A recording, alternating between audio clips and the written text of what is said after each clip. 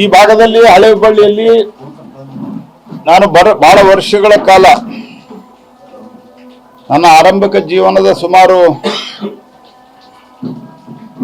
27-28 ವರ್ಷಗಳ ಕಾಲ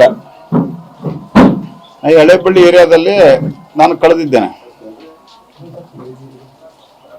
ಸೊ ಹಿಂಗಾಗಿ ಇಲ್ಲಿ ಈ ಆಸಾರ ಓಣಿ ಅಥವಾ ಈಗೇನು ಆಸಾರ ಹೊಂಡ ಅಂತ ಕರೀತಾರ ಅಥವಾ ಭವಾನಿ ಶಂಕರ ದೇವಸ್ಥಾನ ಏನಿದೆ, ಇಲ್ಲಿ ನಾನು ಹಿಂದೂ ಬಂದಿದ್ದೀನಿ. ಇಲ್ಲಿ ಪಕ್ಕಕ್ಕೆ RSS ಶಾಖೆನೂ ನಡೀತಾ ಇತ್ತು.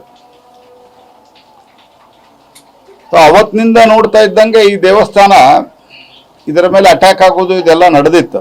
ಆ ಟೈಮ್ದಲ್ಲೂ ಡಾಕ್ಟರ್ GH ನರೇಗಲ್ ಅವರು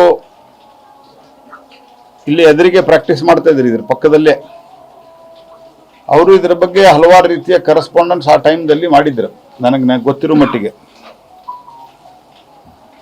ಸೊ ಇದನ್ನು ಈಗ ಈ ದೇವಸ್ಥಾನ ಏನಿದೆ 1400 ವರ್ಷಗಳ ಹಿಂದಿನ ದೇವಸ್ಥಾನ ಇದು, 1400 ಇಯರ್ಸ್. ಸೊ ಹಿಂಗಾಗಿ ಇದು ಸುರಕ್ಷಿತವಾದಂತಹ ಪ್ರದೇಶ. ಇದು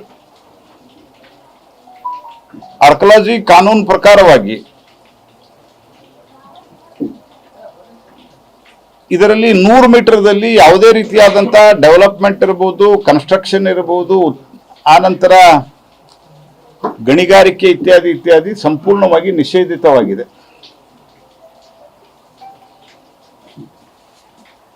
ಇದಾದ ನಂತರ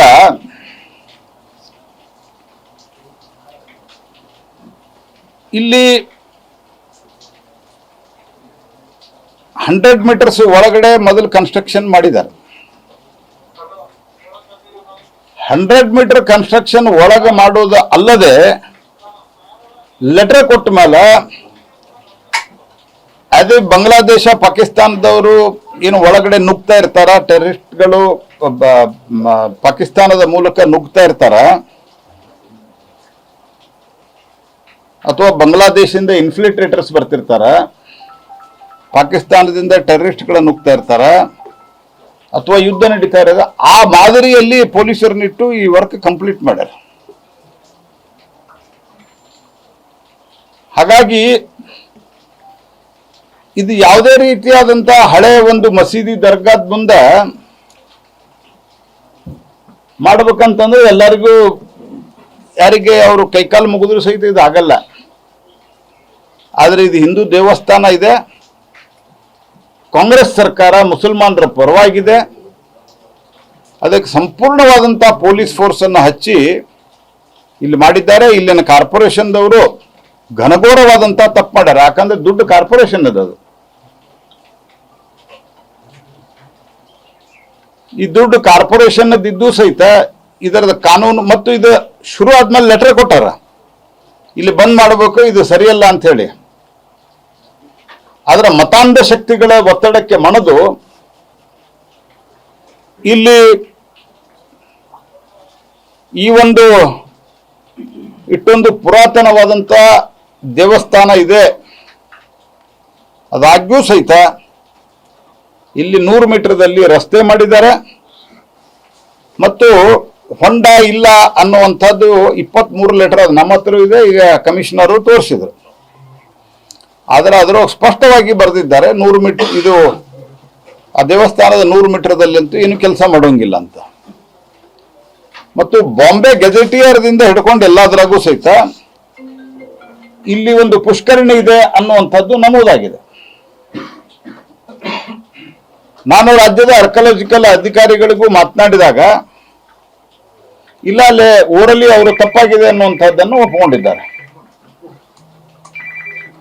ಹಾಗಾಗಿ ಏನು ರಾಜ್ಯದಲ್ಲಿ ತುಷ್ಟೀಕರಣ, ಕಾಂಗ್ರೆಸ್ ಪಾರ್ಟಿಯ ತುಷ್ಟೀಕರಣ ಇದೆ. ಯಾಕಂದ್ರೆ ಮೇಲಿಂದನೂ ಅದೇ ನಡೀತಾ ಇದೆ, ತುಷ್ಟೀಕರಣದ ಪರಾಕಾಷ್ಠೆ. ಇಲ್ಲಿ ಬಹುಸಂಖ್ಯಾತ ಜನರ ಭಾವನೆಗಳಿಗೆ ಗಾಳಿಗೆ ತೂರಿ ಕಾರ್ಪೊರೇಷನ್ನದ ಇಲ್ಲಿನ